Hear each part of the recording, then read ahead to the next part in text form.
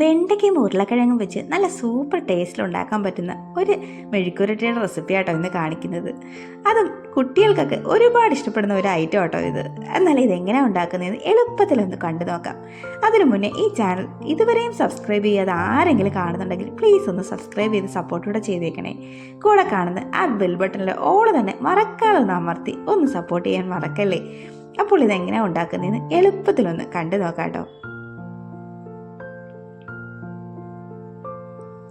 അതിനായി ഞാനിവിടെ ഒരു പാൻ അടുപ്പത്തേക്ക് വെച്ച് ഒന്ന് ചൂടായി കഴിയുമ്പോഴേക്കും അതിലേക്ക് 1 ടേബിൾ സ്പൂൺ വെളിച്ചെണ്ണ ഒന്ന് ആഡ് ചെയ്ത് കൊടുക്കുന്നുണ്ട് കേട്ടോ. വെളിച്ചെണ്ണ ഒന്ന് ചൂടായി വരുമ്പോഴേക്കും അതിലേക്ക് ഒരു 1/2 ടീസ്പൂൺ ഉഴുന്നും 1/2 ടീസ്പൂൺ കടുകും 1/2 ടീസ്പൂൺ ചെറിയ ജീരകവും ചേർത്ത് ഒന്നങ്ങ് മൂപ്പിച്ചെടുക്കുക. ഈ കടുകൊക്കെ ഒന്ന് ചെറുതായിട്ടൊന്ന് പൊട്ടി വരണം കേട്ടോ. അതുവരെയും ഒന്നങ്ങ് മൂപ്പിച്ചെടുക്കുക. ഇതൊന്ന് പൊട്ടി വരുമ്പോഴേക്കും ഒരു വറ്റൽമുളക് ഇതുപോലെ 2ആയി കട്ട് ചെയ്തതും കുറച്ച് കറിവേപ്പിലയും ചേർത്ത് കൊടുക്കുക കേട്ടോ. വീണ്ടും അതിലേക്ക് ഒരു പിടി കപ്പലണ്ടി കേട്ടോ ചേർത്ത് കൊടുക്കുന്നത്. ഇത് തികച്ചും ഓപ്ഷണലാണ്, വേണമെങ്കിൽ ചേർത്താൽ മതിയാവും. പക്ഷേ ഇത് ചേർക്കുന്ന കേട്ടോ നല്ലത്. ഒരു പ്രത്യേക രുചിയാട്ടോ ഇത് ചേർക്കുമ്പോൾ. ഇടയ്ക്കെന്ത് കടിക്കാനൊക്കെ കിട്ടുമ്പോൾ ഒരു പ്രത്യേക രുചിയാണ്. അപ്പോൾ ഇത് ലോ ഫ്ലെയിമിലിട്ട് ഒന്നങ്ങ് മൂപ്പിച്ചെടുക്കുക കേട്ടോ. ചെറുതായിട്ടൊന്ന് മൂപ്പിച്ചാൽ മതിയാവും.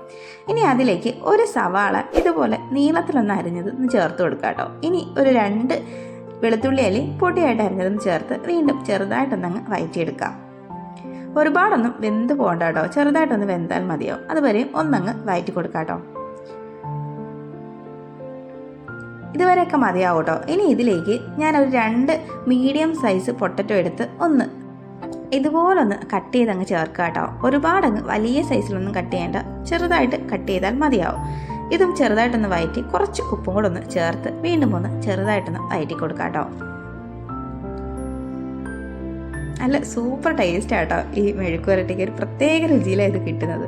ഇത് ചെറുതായിട്ടൊന്ന് മിക്സാക്കിയ ശേഷം നമുക്കൊന്ന് അടച്ചു വെച്ചങ്ങ് വേവിച്ചെടുക്കാം കേട്ടോ. അടച്ചു വെച്ച് ഒരു 5 മിനിറ്റൊക്കെ ഒന്ന് വേവിച്ചാൽ മതിയാവും.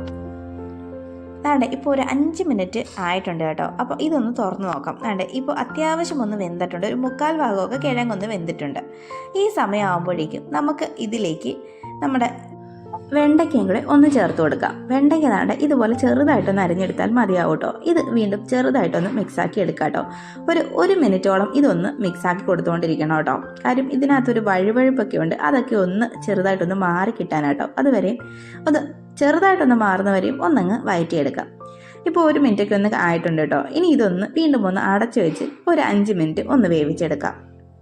ഇപ്പോൾ ഇതാണ്ട് ഒരു 5 മിനിറ്റൊക്കെ ഒന്ന് കഴിഞ്ഞിട്ടുണ്ട്. ഇതിപ്പോൾ നന്നായിട്ട് നമ്മുടെ വെണ്ടയ്ക്കയും ഉരുളക്കിഴങ്ങും എല്ലാം നല്ലപോലെ ഒന്ന് വെന്ത് വന്നിട്ടുണ്ട് കേട്ടോ. ഇത് ഇടയ്ക്കൊക്കെ ഒന്ന് തുറന്ന് ഒന്ന് ഇളക്കിയൊക്കെ ഇട്ട് കൊടുക്കണം കേട്ടോ.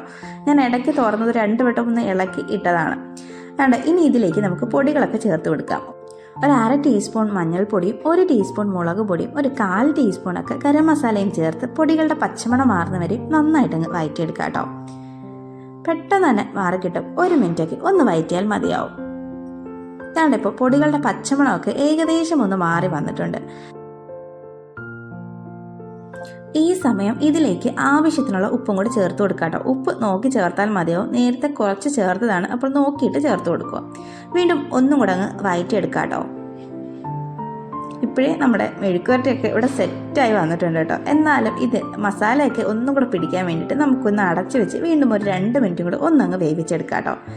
അതാണ്ടിപ്പോൾ 2 മിനിറ്റ് കഴിഞ്ഞിട്ടുണ്ട് കേട്ടോ. അപ്പോൾ നമ്മുടെ ടേസ്റ്റി ആയിട്ടുള്ള ഉരുളക്കിഴങ്ങ് വെണ്ടയ്ക്ക മെഴുക്കുവരട്ടി ഇവിടെ സെറ്റായി വന്നിട്ടുണ്ട്. അല്ല സൂപ്പർ ടേസ്റ്റ് ആട്ടോ. സത്യത്തിൽ ഈ ഒരു ഐറ്റം മാത്രം മതി കേട്ടോ ചോറ് കഴിക്കാൻ. അപ്പോൾ എല്ലാവരും ഒന്ന് ട്രൈ ചെയ്ത് നോക്കൂ കേട്ടോ.